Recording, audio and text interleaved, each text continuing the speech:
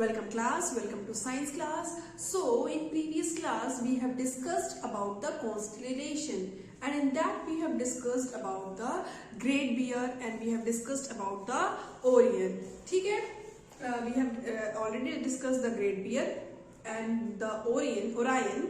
So this is what? This is Orion. ठीक है, ये किस तरह का लगता है? ये लगता है कि ये आपका एक हंटर शेप का है, जिसके बीच में इसमें भी 7 और 8 स्टार्स होते हैं, जिसके बीच में जो ये 3 स्टार्स होते हैं ये आपके क्या लगते हैं कि जैसे हंटर ने बेल्ट को पहन रखा है। ठीक है, ये 3 स्टार क्या इंडिकेट करते हैं? ये 3 स्टार्स इंडिकेट करते हैं बेल्ट। ठीक, तो ये तो हमने बता दिया था उस दिन।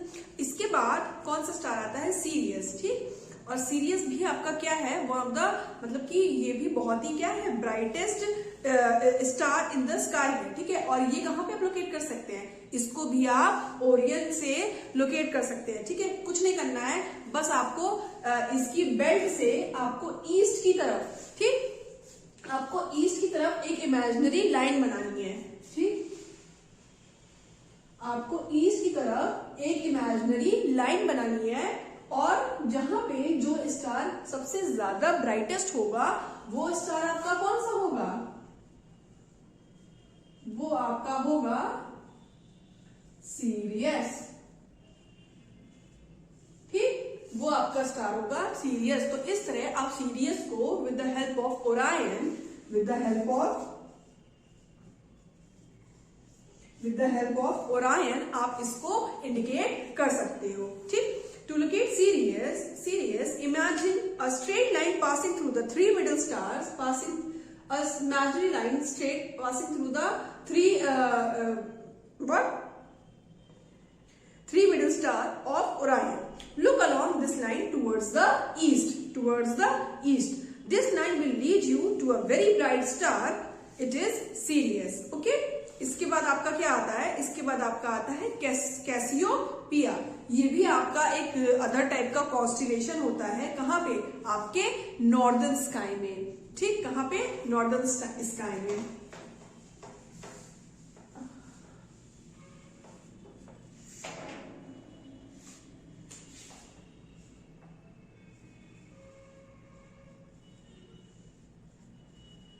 कैसियोपिया होता है आपका कहाँ?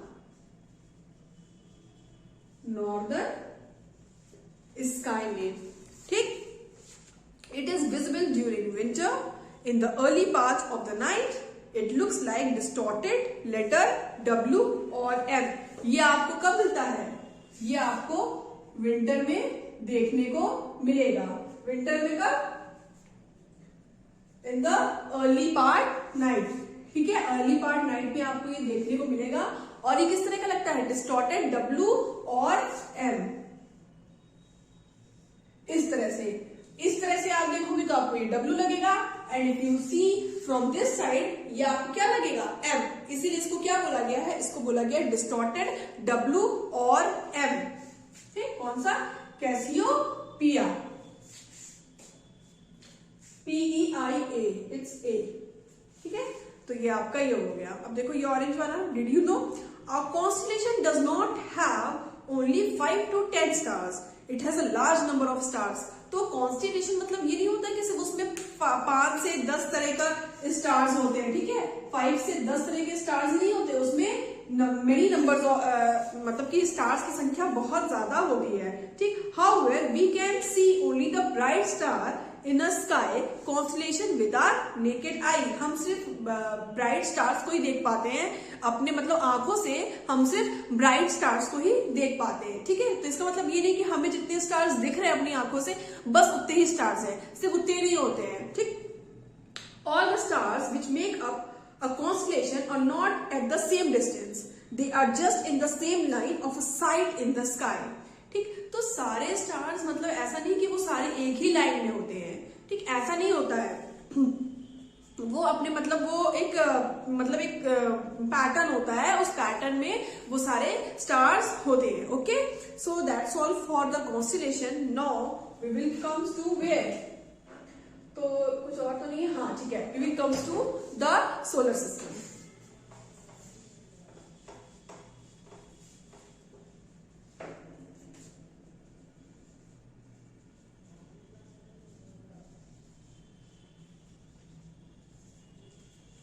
We will come to the solar system. तो सोलर सिस्टम में आपके क्या है, आपके प्लैनेट्स हैं, ठीक, कितने प्लैनेट्स हैं, क्या क्या होता है सोलर सिस्टम में, ये सब हम पढ़ेंगे। The sun and the celestial bodies which revolve around it form a solar system। तो ये तो पहले ही बताया था कि सन है और भी जितने आपके प्लैनेट्स हैं, जितने भी सेलेस्टियल बॉडी है, प्लैनेट्स हो गए और आपके क्या हो गए, मून हो गए, ठीक है, ये सारे आपके किस में आएंगे, ये सारे आपके आएंगे सेलेस्टियल ऑब्जेक्ट में, ठीक है। It consist of large number of bodies such as planets, comets, asteroids and meteors. तो पहले जो मैंने आपको पढ़ाया था एस्टेरॉइड्स कि आपके ज्यादा क्वांटिटी में छोटे छोटे क्या होते हैं, ऑब्जेक्ट होते हैं, ठीक, ज्यादा क्वांटिटी में छोटे छोटे ऑब्जेक्ट्स होते हैं, इनको हम क्या बोलते हैं, इनको हम बोलते हैं एस्टेरॉइड्स। तो आपके एस्टेरॉइड्स, मीटियोर्स, प्लैनेट्स, ये सारे ही आपके सन हो गए, आपके रिवॉल्व करते रहते हैं स्काई में, इन सबको हम क्या बोलते हैं, solar system. The gravitational attraction between the sun and these objects keep them revolving around it। तो जो ग्रेविटेशनल फोर्स होता है, जो ग्रेविटेशनल अट्रैक्शन होता है, किसके किसके बीच में, सन के बीच में और जो सारे ऑब्जेक्ट्स हैं, ठीक, क्या होता है, ग्रेविटेशनल अट्रैक्शन, ठीक, ग्रेविटेशनल अट्रैक्शन जो होता है ऑब्जेक्ट्स के बीच में, ये सारे क्या, ये सारे हेल्प करते हैं सन के अराउंड रिवॉल्व करने में। अगर इनके बीच में अट्रैक्शन ही नहीं होगा तो ये जो है, ये क्या करेंगे, ये इधर उधर कहीं भी अपना मतलब इधर उधर भाग जाएंगे। तो ये इनका प्रॉपर एक ऑर्बिट होता है, ठीक, ये उसी मतलब उसी पोजीशन में अपना ये ऐसे करके अपना ये रिवोल्यूशन करते रहते हैं because of gravitational attraction. Okay, The earth as you know also revolves around the sun। तो ये तो पता ही है, अर्थ भी आपका सन के अराउंड रिवॉल्व करती रहती है। It is a member of the solar system. ये भी क्या आपका एक तरह का मेंबर है। It is a planet, there are 7 other planets that revolve around the sun। The 8 planets in their order of distance from the sun are Mercury, Venus, Earth, Mars, Jupiter, Saturn, Uranus and Neptune। These all are the planets which also revolves around the sun। Okay, as you can see in the figure 17.17। Okay, क्या बोलते हैं, देखो बीच में सन हो गया आपका, उसके बाद आपका मरकरी है, वीनस है, उसके बाद आपका अर्थ है, मार्स है, देन जुपिटर है, सैटर्न है, यूरेनस है और फिर आपका नेपच्यून हो गया, ठीक। I have read that there are 9 planets in the solar system। Okay, पहला आपका क्या हो गया, आपका हो गया क्या, आपका हो गया सन। भाई पढ़ोगे अगर आप तो सबसे पहले आप किसके बारे में पढ़ोगे, सबसे पहले आप पढ़ोगे सन के बारे में। तो सन आपका क्या हो गया, it is the nearest planet, it is the nearest, sun is the nearest star from us. ठीक है, सन भी एक तरह का स्टार ही, मैंने पहले ही बताया था। It is the nearest star from us. Okay, it is continuously emitting huge amount of heat and light। तो सन आपको पता ही है कि सन पूरे टाइम मतलब आपको रात में जब वो नहीं भी दिख रहा है तो ऐसा तो नहीं कि वो यहाँ नहीं राइज किया तो कहीं और नहीं राइज किया या फिर वो अभी मतलब उसमें से लाइट और हीट नहीं निकल रही, ऐसा नहीं है। सन पूरे टाइम आपका हीट और लाइट एमिट करता रहता है। ठीक है, The sun is the source of almost all energy on the earth। तो आपके अर्थ पे जितनी भी एनर्जी है उसके लिए कौन रिस्पॉन्सिबल है, उसके लिए सिर्फ और सिर्फ सन रिस्पॉन्सिबल होता है। ठीक है, sun is responsible for all the energy which occurs on earth. उसके लिए कौन रिस्पॉन्सिबल है, उसके लिए रिस्पॉन्सिबल है sun. Okay, In fact, the sun is the main source of heat and light for all the planets। ठीक है, not only for the earth but also for all the planets, only sun is responsible for what? For heat and light, for heat and light। Sun is responsible for heat and light for all the other planets in our solar system। Got it? ठीक है, next is the planet.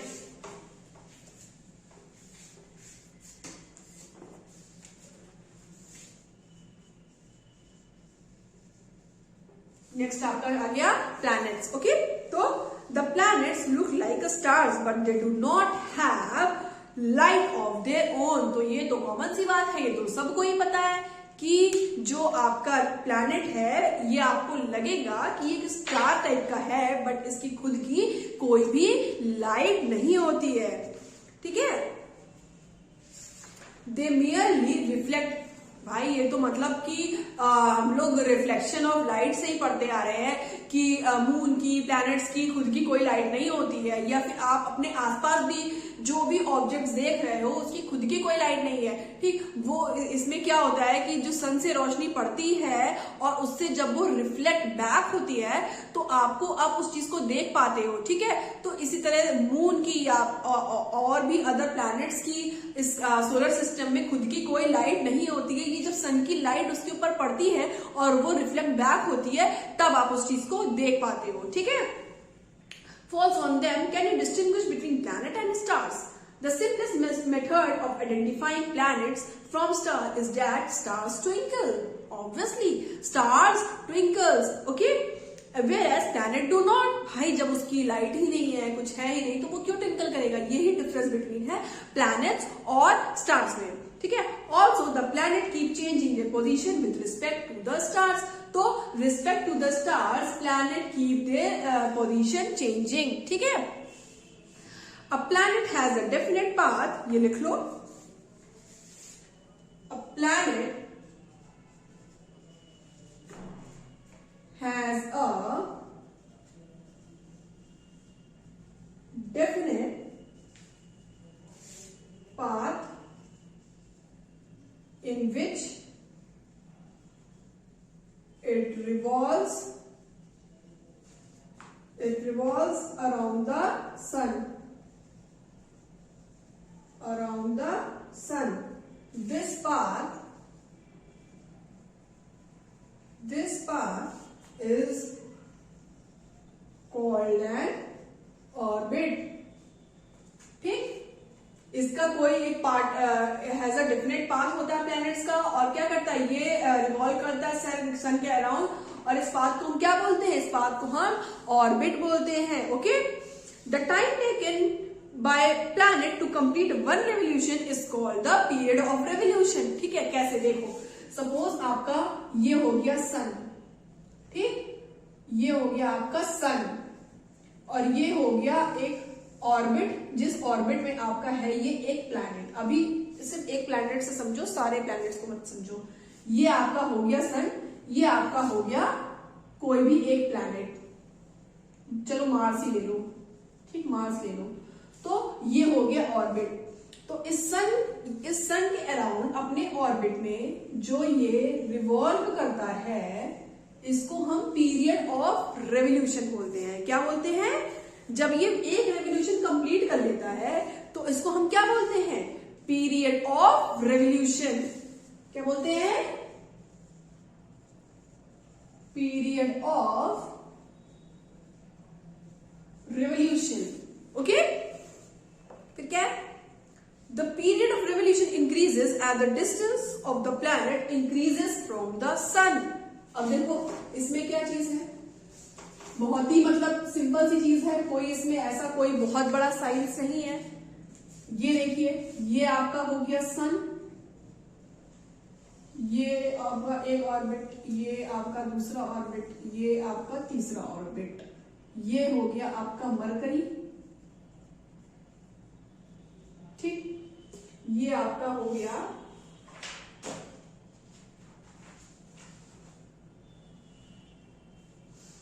कुछ भी ले लो, आपका हो गया अर्थ,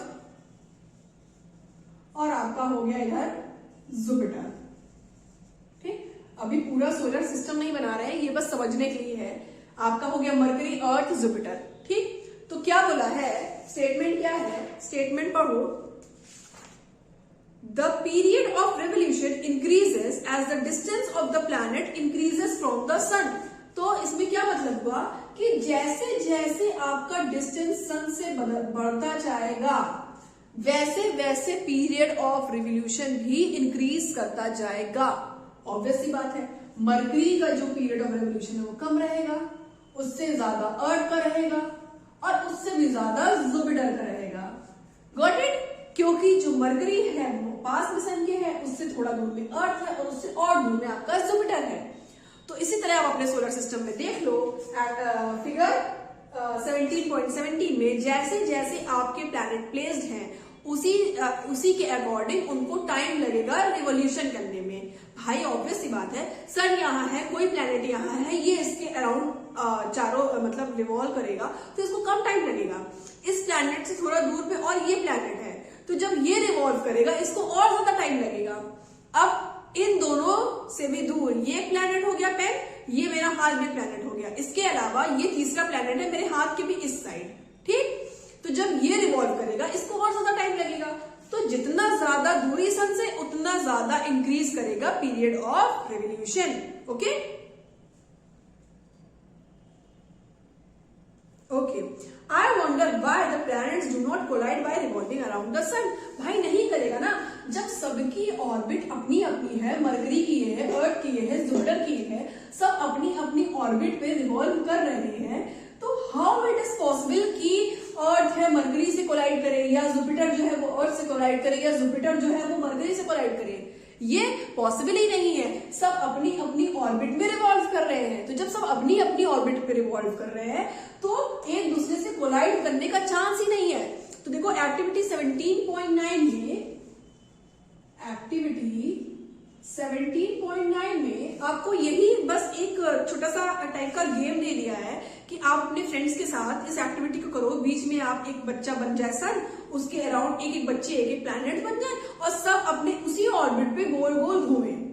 तो क्या कोई बच्चा किसी बच्चे से लड़ेगा, कोलाइड करेगा? नहीं करेगा, क्योंकि सब जो है अपनी ही ऑर्बिट में गोल गोल घूम रहे हैं। ओके, अब देखो क्या है, beside revolving around the sun a planet also rotates on its axis like a top। तो रिवॉल्विंग, जैसे देखो यहाँ पे रिवॉल्विंग हो रही है सन के अराउंड, तो जब रिवॉल्व कर रहा है तो ये जो प्लैनेट है ये अपनी एक्सिस पे रोटेट भी तो कर रहा है। अगर ये प्लैनेट रिवॉल्व कर रहा है, ठीक है, जब ये धीरे धीरे करके ऐसे से रिवॉल्व कर रहा है तो ये अपनी एक्सिस पे रोटेट भी कर रहा है। तो इस एक्सिस ऑफ रोटेशन को, the time taken by planet to complete one rotation is called period of rotation. One revolution में क्या था? वन रेवोल्यूशन में जब ये वन रेवोल्यूशन ले लेगा इसका मतलब था पीरियड ऑफ रेवोल्यूशन। जब कोई प्लैनेट अपने एक्सिस पे रोटेट कर रहा है तो इसको हम बोलेंगे पीरियड ऑफ रोटेशन। ठीक, जब अर्थ ऐसे करके अपनी एक्सिस पे रोटेट कर जाता है, ठीक है, तो इसको हम बोलेंगे पीरियड ऑफ रोटेशन। सन के अराउंड घूम रहा है रिवोल्यूशन, अपने एक्सिस पे रोटेट कर रहा है rotation. Got it? Don't confuse in these two statement. ठीक है, इसमें हमेशा बच्चे कंफ्यूज हो जाते हैं, इसमें कंफ्यूज मत होना। Some planets are known to have moons, satellites revolving around them. Any celestial body revolving around another celestial body is called its satellite. तो कोई भी सेलेस्टियल बॉडी एक दूसरे सेलेस्टियल बॉडी के अराउंड रिवॉल्व कर रही है, उसको हम बोलते हैं सैटेलाइट उसकी। The earth can be said to be a satellite of the sun. तो अर्थ को हम सन की क्या बोलते हैं? सैटेलाइट बोलते हैं। Though generally we call it a planet of the sun, but generally तो हम उसको प्लैनेट, सन का जो है वो प्लैनेट बोलते हैं। We use the term satellite for the bodies revolving around the planet. हम जो टर्म यूज करते हैं क्या यूज करते हैं? Satellite for the bodies revolving around the planets. Moon is the satellite of the earth. ठीक है, मून क्या है? मून अर्थ की सैटेलाइट है। There are many man made satellites revolving around the earth, these are called the artificial satellites. ठीक है, तो जो नेचुरल सैटेलाइट है वो तो है ही है, बहुत सी सैटेलाइट्स कौन सी आपकी मैनमेड भी है। ठीक है, तो जो मैनमेड सैटेलाइट है उनको हम क्या बोलते हैं? उनको हम बोलते हैं artificial satellite. Okay, so that's all for today. In next class we will study what? We will study artificial satellite, and your homework is to study the solar system. Homework आपका ये है, to study the solar system. ठीक, okay, ये हो गया आपको revolution, सन के around हो गया रेवोल्यूशन, और जो अपने ही एक्सिस पे कर रहा है वो रोटेशन। ओके, ओके ठीक है, thank you class, that's all for today, next will continue from the next class, thank you class.